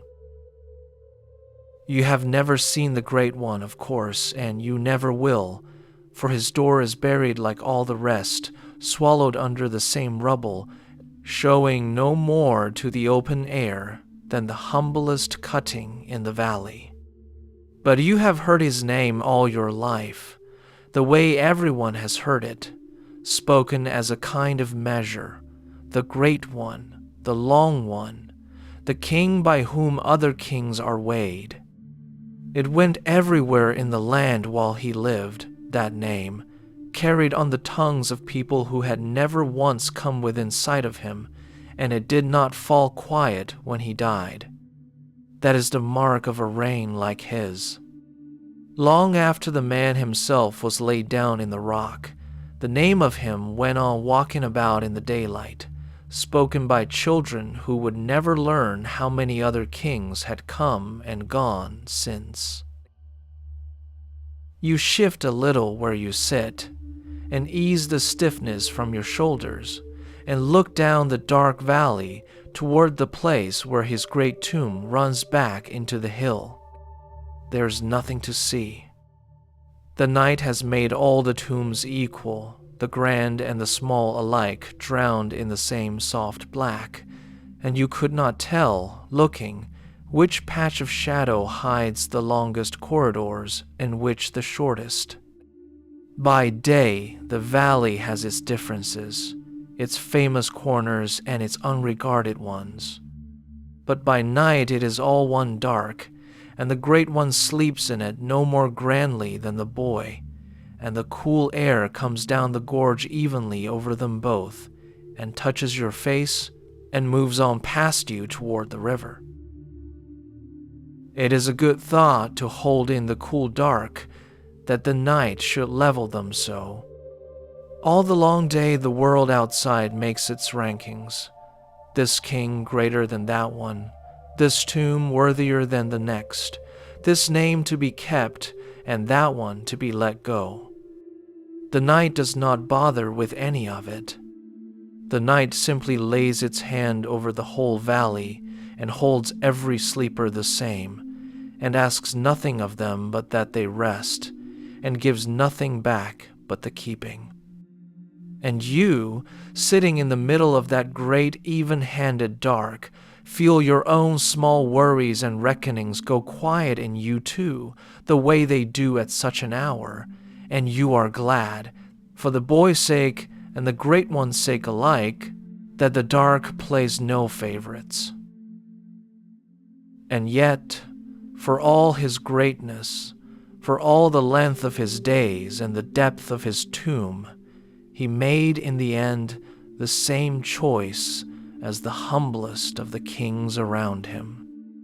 He did not raise a mountain of stone over himself to shout his name and his gold to the sky. He could have. If any king had the years and the power and the wealth to pile up the greatest tower the land had ever seen, it was this one. But he did not. He, the Great One, the longest reigning of them all, chose instead to go down, quietly, into the same hidden rock as everyone else who slept in this valley. He chose the dark over the height, the secret over the signpost, the swallowing sand over the shining stone. The mightiest of them all looked at the old bright pyramids that had been found and stripped and emptied, and he made the same reckoning the others made, that it is better to be hidden and whole than famous and robbed, and he trusted his long life's work, in the end, to the rock and the silence and the dark. There is something that steadies you in that, sitting up here above them all in the 10th hour.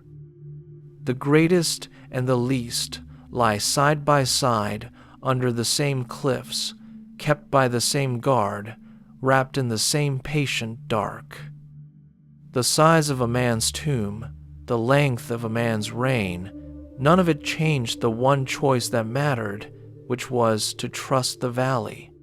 The boy who ruled for almost no time at all and the man who ruled for almost too long to remember both came at the last up this same dry valley and down into this same rock, and both of them are here now, under the sand, in the keeping of the night. And you, the watchman, hold them both the same. You do not keep a closer watch over the great one because he was great, nor a lighter one over the boy because he was small. They are all, in the dark, simply the sleepers, and you are simply the one who sits awake above them, and the 10th hour turns slow and even around the whole quiet company of them, the mighty and the humble together, each one down in his own hidden room, each one trusting, as you trust for him, that the valley will keep faith through the night. But no watch lasts forever, and no valley stays full of makers forever, and now, as the 11th hour comes on, your thoughts drift past the sleepers themselves to the long, strange aftertime, the time when the last of the living finally goes down the path and does not come back, and the valley is left to itself.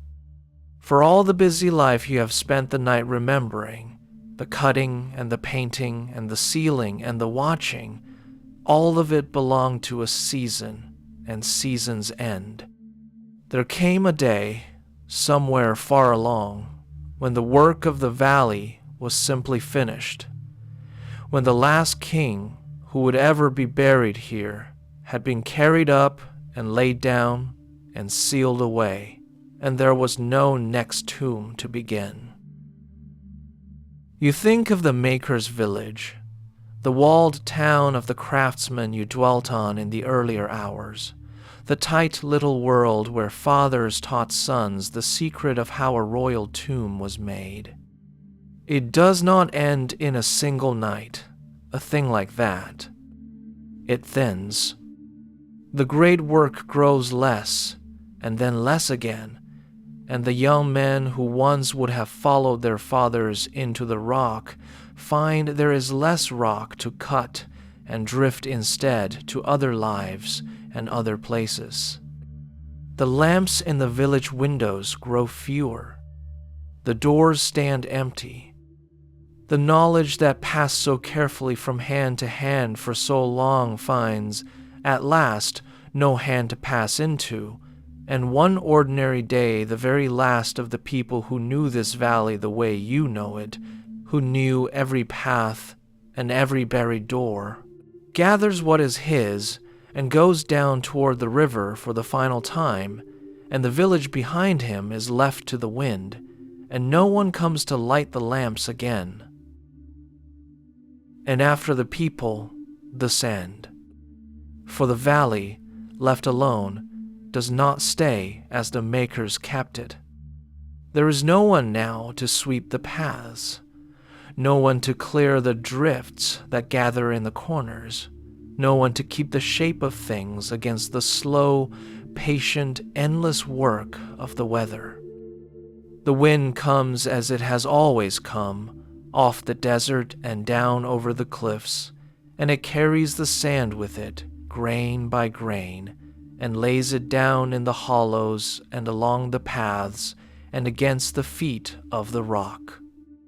And now and then, rare but sure, the sky over the high desert breaks, and the rain comes hard and brief, and the water pours down the dry gullies in a sudden brown flood, tearing loose the stone and the chip and rolling it all down into the valley floor, and spreading it, and bearing under it whatever lies below. Year by year, flood by flood, drift by drift, the loose stuff of the hills comes down and settles over everything, over the paths, over the tumbled huts, over the sealed and swallowed doors, deepening the forgetting that the makers began. And across the water, too, the world does not stand still. The great southern city Thebes, whose temple lamps you watched at the very start of your night glowing small and warm on the far bank, is itself carried along on the slow river of the years. Cities are not forever, any more than villages are. The crowds thin in one quarter and gather in another. The great houses change hands and change again. The temples that stood so bright on the east bank keep their stone a long time, longer than most things do. But even stone grows old, and the throngs that once filled the courts grow fewer, and the city that was once the beating heart of the whole land settles, over ages, into something quieter and smaller than it was. And all the while, on the western side, across the water, the valley of the dead lies still, keeping its kings, caring nothing for whatever the city of the living is becoming, for the dead have no more need of a great city than they have of a watchman, and their valley asks only one thing of the far bank, which is to be left alone. And so the valley, which the makers worked so hard to make look like nothing, comes at last to look truly like nothing at all. The doors were hidden by hands, once, buried on purpose under raked rubble so that no seam would show. But now the weather takes up the same task and finishes it past all undoing. The little dips where an entrance had been sink and fill and smooth over. The heaped spoil of the cuttings spreads and settles until it is just part of the slope. The whole floor of the valley rises slowly under the drifting sand and levels and grows featureless until an eye that did not already know could look all up and down the narrow gorge and see only what it would see in any dry fold of these hills.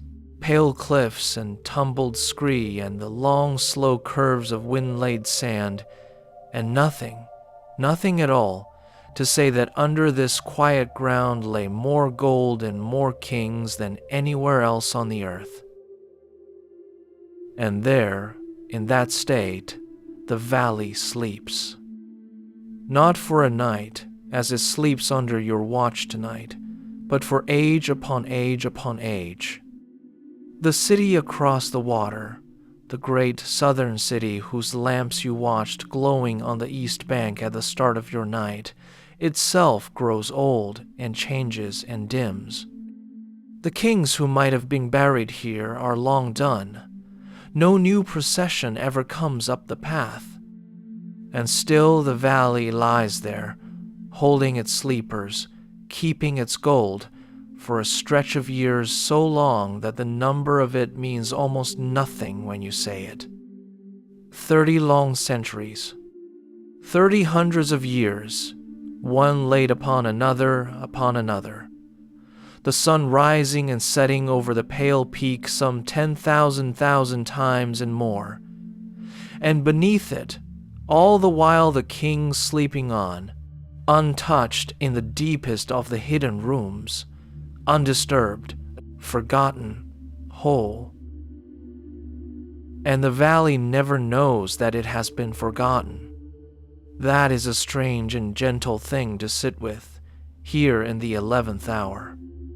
A man who is forgotten may feel it, may ache at being let go by the world.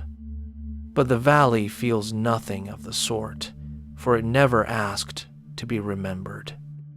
It goes on exactly as it always went, the sun crossing it by day and the stars by night, the wind laying down its sand, the peak standing over it, the cool coming in at dusk and the heat at noon, and none of it changed in the least by the fact that no living soul any longer knows what treasure it holds. The forgetting that would be a wound to a man is, to the valley, only peace. It sleeps the way the bottom of a deep well is dark, not grieving for the light it does not have, but resting, whole and untroubled, in the plain fact of what it is. And in all that vast time, there is no watchman. That is the thought that holds you longest, sitting here with your small lamp in the 11th hour. For all those hundreds of years there is no one at all sitting where you sit, no folded cloak at the head of the path, no little flame kept trimmed through the dark, no open eyes and open ears standing between the sleeping kings and the world. The watch you keep tonight, this old faithful watch, comes to its end at last, along with everything else, and no one takes it up again. And yet the kings are guarded still. They are guarded by the silence, which no one breaks because no one comes. They are guarded by the sand, which the wind heaps deeper over them year on year. They are guarded by the peak, the lonely pyramid of natural stone that stands over the valley as it has always stood, keeping its watch in the one way a mountain can, by simply being there, changeless, above the hidden dead, through all the turning centuries. The whole of the guarding passes, in the end, out of the hands of men entirely, and the valley keeps its own secret, alone, in the dark, for longer than almost anything on earth has ever kept anything, and the 11th hour turns quiet and vast around you, and you feel the great weight of all that sleeping time, and you are not troubled by it, only stilled. And now, at the last, the sky begins to change. You have watched it without watching it, the way you watch everything on the long night of the watch, and only slowly do you understand what you are seeing, that the black over the eastern ridge is no longer quite black, that a thinness has come into it, a gray so faint you cannot say when it began. The stars along that rim are dimming. The hard edge of the cliff, which all night was only a place where the stars stopped, is beginning to stand out dark against something paler behind it. The night is not over, not yet, but it has turned. The lowest hour is long past. Your own long watch is easing, at last, toward its morning and away in the east, though you cannot see it. The sun that went down into the west at the very start of your night is coming round again beneath the world toward the place where it climbs.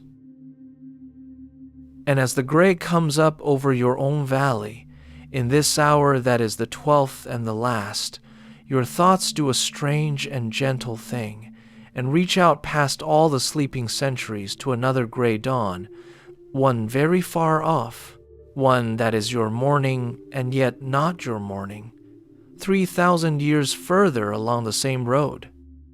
For the valley does not sleep forever. There comes, at the very far end of all that forgetting, a morning when someone comes back. Not a robber, not this time, and not a king with a new procession, but a patient man, a stranger to your age entirely, who has spent long seasons in the heat clearing the drifted sand of this very valley, digging down through all the ages the wind laid over it, looking patiently and stubbornly for a door that everyone else was sure was no longer there. You do not know his world and cannot picture it, and you will invent nothing about it, for it is not yours to know. You know only the shape of what he does, because it is the mirror and the undoing of everything you have watched all night. He clears the sand. He digs down through the tumbled stone, down past the ruined huts of workmen who ate their bread 3,000 years ago over a king they never knew, and there, beneath the huts, beneath the flood-spread rubble of a grander neighbor, beneath the drift of 30 centuries, his hands come at last upon what no one had touched in all that time. A small sealed door, cut into the rock, plastered over and stamped, its seals still whole, the pressed marks of the man who closed it still there in the hard old plaster, exactly as they left them. The door that was buried, and buried again, and forgotten past all remembering, the little hurried door of the boy who died too soon, the safest king in all the valley. Of all the doors that slept here, it is his that the patient man finds, whole and stamped and never opened, the one the forgetting kept. And then, at the last, the door is opened, and it is the gentlest thing. He makes only a small breach in the sealed plaster, a little opening no wider than a hand, and holds a candle to it, and leans close and looks. For a moment there is nothing, only the trapped black air of 3,000 years flowing out past the small flame, air that no one has breathed since the makers went down the path. The flame gutters and steadies. And then, out of that ancient dark, the candlelight finds something and gives it back, a small warm answering gleam, and then another and another, the first faint glint of gold waking in the deepest dark it has ever known, the crowded packed treasure of the boy king catching the light of a single candle after 30 silent centuries. The valley, which kept its secret longer than almost anything on earth, opens its hand at last, quietly, without struggle, and lets one of its sleepers be found, and lets one of its secrets, gently, go.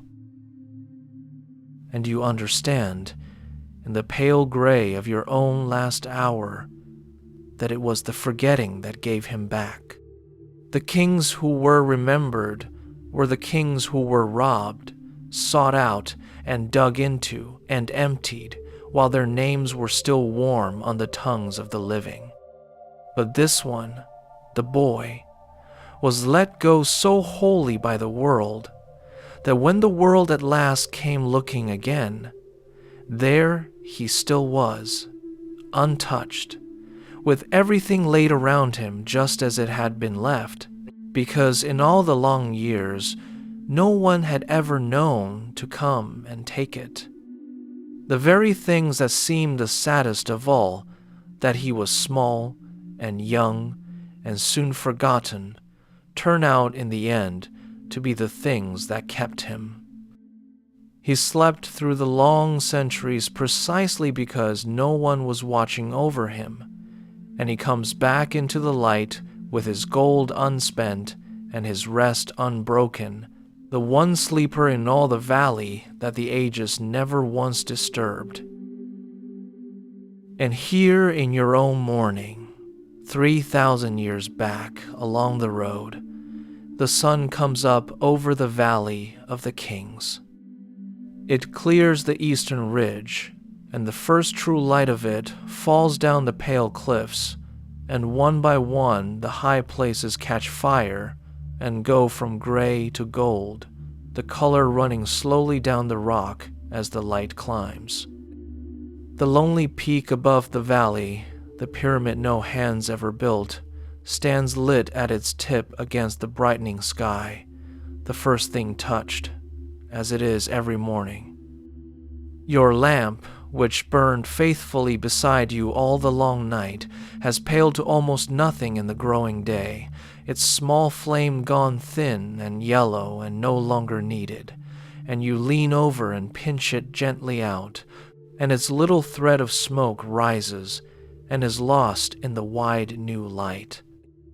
The valley lies all around you, brimming now with morning, the sleeping kings still sleeping under the warming sand, the boy still safe in his hidden room, the great one and the least of them all held safe together as they were held all night, and the watch is over. Down the path the first sounds of the day are beginning, the stonecutters coming back up from the river as they came every morning, their voices small and far off, and the ordinary world reaching up the valley again toward the light. For a while you simply sit and let the light come up, and do nothing at all, which is the sweetest doing there is at the end of a long watch. The gold runs a little further down the cliffs. The shadows in the folds of the rock go from black to blue to a soft, dusty brown. The air, which was cold in the last hours before dawn, begins to lose its edge and to warm, and it carries up to you now the first small smells of the morning, dust and dry stone, and, faint and far off, the green breath of the river down below. Your body, still and tired and content, feels the day arriving in it the way the stone feels the sun, slowly from the outside in. You have done what you came to do. There is nothing left to guard against, for the night is spent, and the light keeps the valley now, and you may loosen, at last, the long, quiet hold you have kept on your own, waking all through the dark. Your night is done. You kept it well. Nothing loud happened, and nothing needed to, and the great quiet did most of the work, and the sun has come round again as it always comes, up out of the long dark and into the morning, for the sleeping kings and for the wakeful watchmen alike. Both nights end now in the same soft light, the one ancient night you sat through here at the head of the path, and the long night of 30 centuries that the whole valley slept, and both of them end not in fear and not in sorrow, but simply, gently, in the coming of the day. So let your own long night end the same way. There is nothing more to keep. The valley is safe, and the kings are safe, and the light has come, and you may let it all go now and rest, as they rest, in the warm and gathering morning, while the sun climbs quietly over the valley of the kings, and the day takes up the keeping of the world.